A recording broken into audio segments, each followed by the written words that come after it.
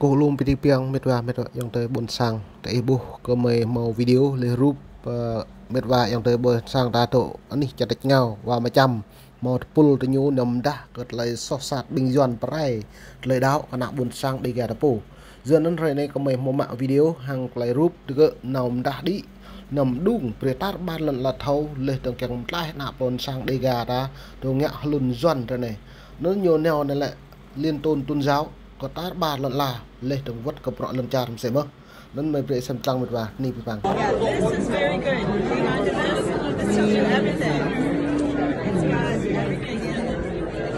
này rồi chúng ta gặp char gặp ni rồi gặp biệt làm gì chẳng có đi hộp nó cũng có hai mắt nó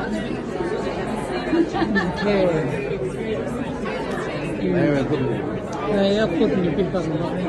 nên Jawa như đây cái này là mắt này aku dùng pimpang này là cái giấy này quay được tôi đi mấy kia này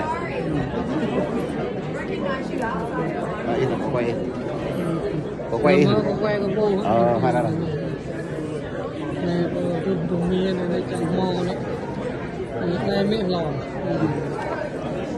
người ta cũng mò nên mà trình có khe miếng dùng mực này mình ăn gai này này phải đây này đặc biệt này này cô chỉ phút này cái phần trình xa để ta chim cái này chim đã cũng lò như tùy thuốc với này này thì nghĩa của phút này thì một lên quốc tế thì nhân quyền mình ta đang có các nền bùn mó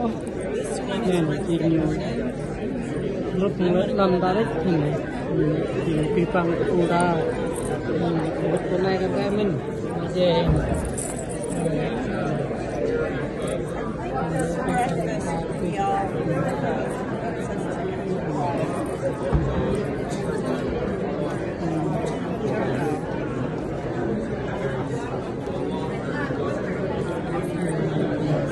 What you do matters institute is unfortunately the same time as our name. Cái hạt rạ này,